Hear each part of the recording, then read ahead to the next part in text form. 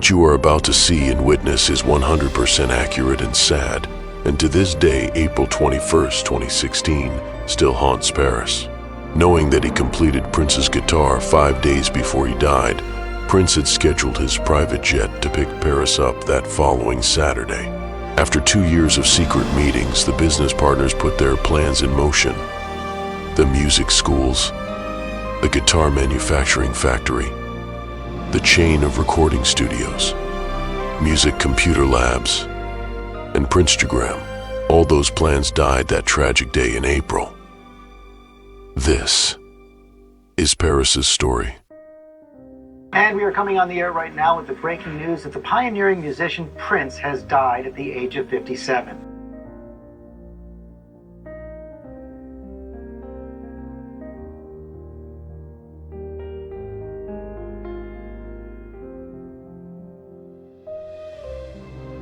He will never know the feel and the touch of his Viper.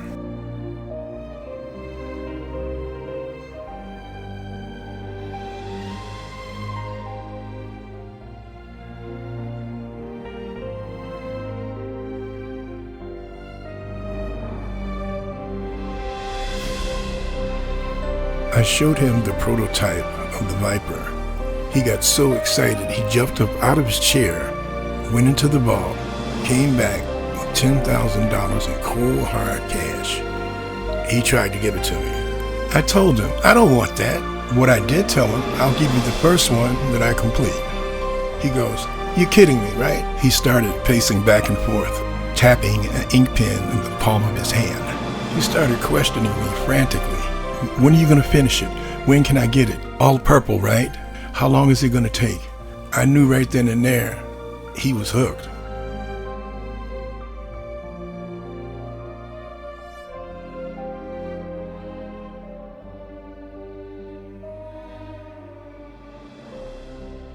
This phone call was recorded 10 years ago.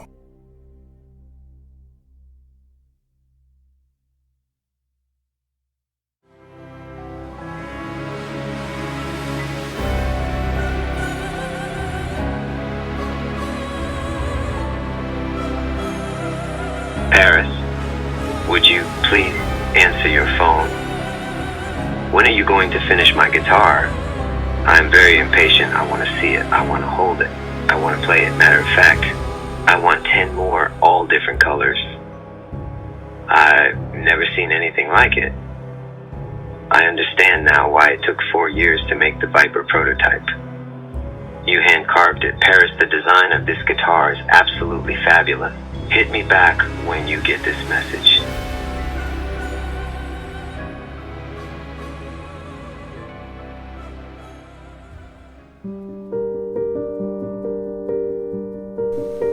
It was sometime close to the end of 2015 when I received the phone call. I picked up the phone and the person on the other end said, "Is this Paris?" And I said, "Yeah." And the person said, "This is Prince." I said, "Who?" He said, "Prince." I said, "Get the hell out of here." And I hung up the phone. And the phone rang again. And the voice said, "Why did you hang up on me?"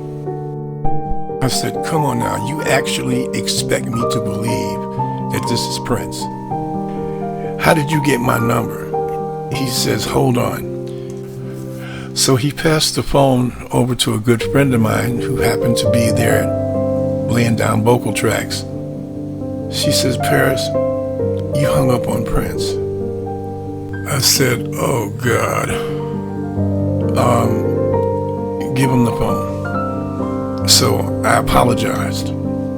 And he said, "I hear that you're a guitar collector and you have over 150 guitars." And I said, "That is correct." He chuckled. He says, "Well, the reason why I'm calling you is I need your help."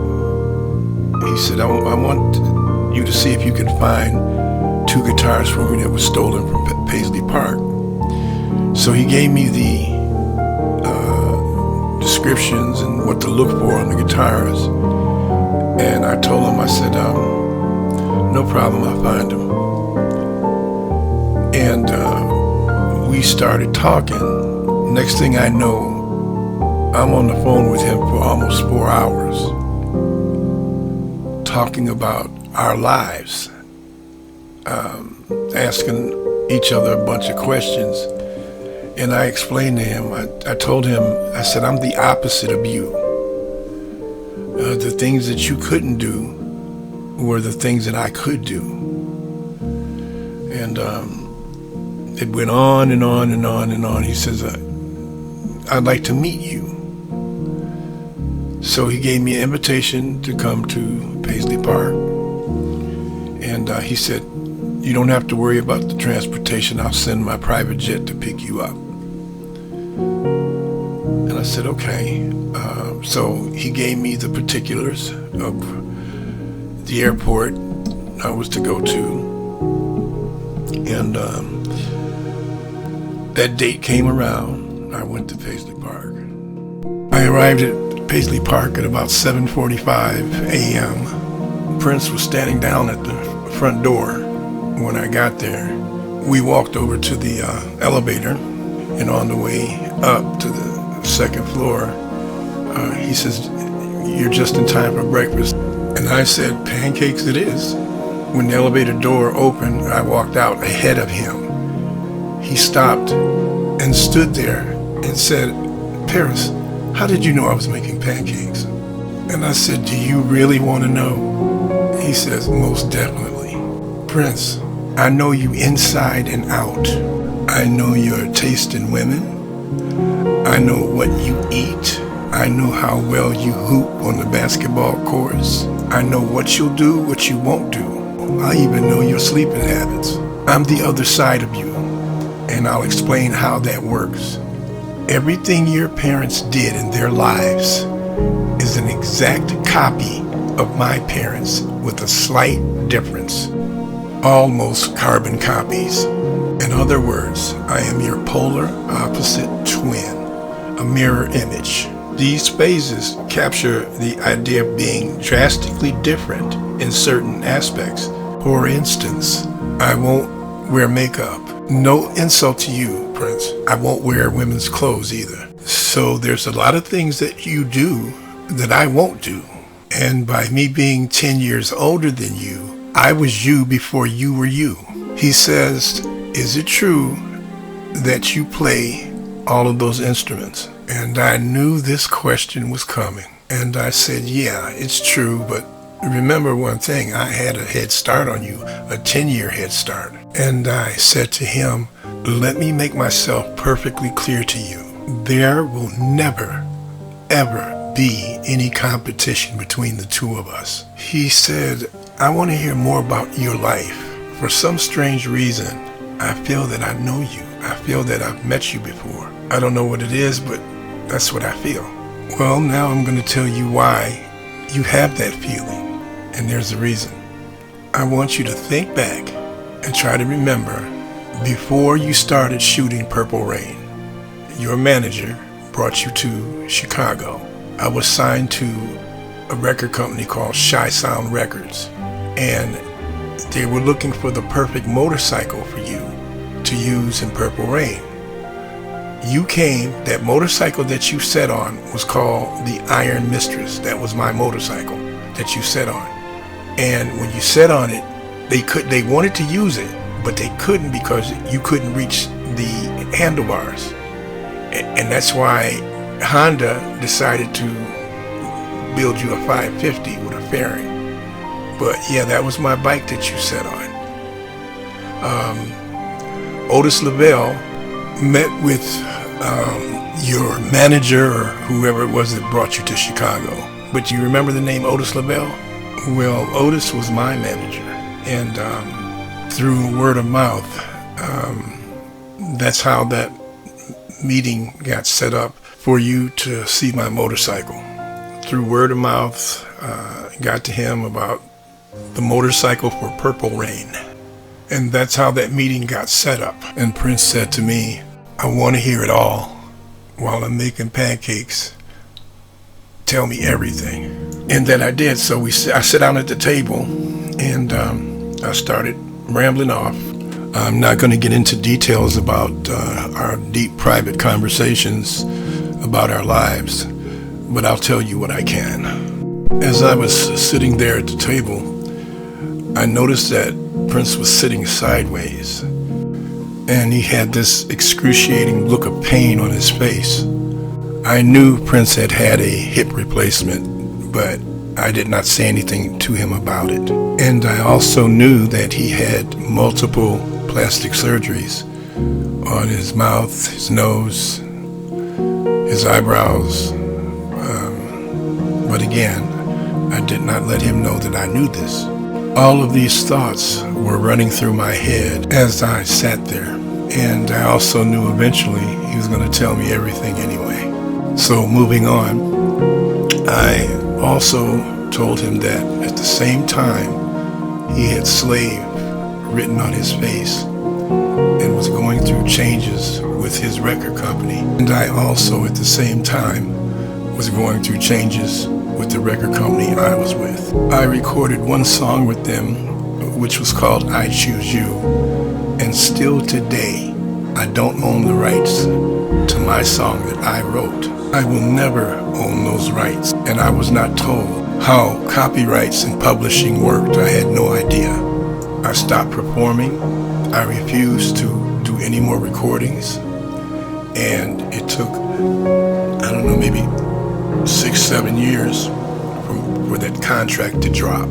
And after reading This Business of Music and about 8 other books, I learned the music industry inside and out, that I wasn't going to go to the crossroads. I wasn't going to be another Robert Johnson and sign my soul over to Satan for fame and fortune. And this is the reason why I decided to do soundtracks and stay out of the public eye. I did not want the fame and the fortune, and still today I still don't. And this is why I tell young musicians today to be careful. Fame and fortune is not free. When you sign your soul over to Satan, he will come and collect. It's just a matter of time. Hold on. I just got an email. There's going to be some changes made here. I was just informed that Prince's ashes, his urn, is sitting in the basement of Paisley Park. This changes everything I was going to do with Prince's Viper. That guitar will never, ever see the inside of Paisley Park. It's not going to happen. His urn belongs upstairs on the main floor where it was first presented, not in a damn basement. And I also know for a fact Prince would never, ever charge anyone to come in to Paisley Park. He would do free concerts all the time and never charged anybody to come to those concerts. I had 2 powerful backers to loan me the money to purchase Paisley Park, but they wouldn't sell it to me. Why? Money. I would have declared Paisley Park as a national historic landmark and acquired government funding to keep those doors open. Now, this is what's going to happen. I am going to take Prince's guitar, his Viper, and have it encased, and then put it in my vault and let it sit there as a reminder to me of our friendship and all the changes I went through making these things happen. Also, on February 12th, I received a very devastating phone call, very emotional, very, very painful phone call from Denise Matthews, Vanity, calling to tell me goodbye. I can't get into details because it was very, very, very sad and very personal. Right now, everyone is trying to profit off of Prince's name. I'm hearing all kind of stories about Prince. He did this, he was that. You know, it is very sad. This man is not even around anymore, and people are still trying to use him for personal gain. That's sad. And people are trying to get paid interviews, TV spots, anything they can do for personal financial gain. I am so upset right now, I don't even want to finish this. I'm going to end this here. I'm going to leave this up for a short time, and then I'm going to take it down. This will be the last time I speak of my friend. I'm going to let him rest. And if everybody else wants to still prop it up his name, you go right ahead. Please excuse my language, but payback is a motherfucker.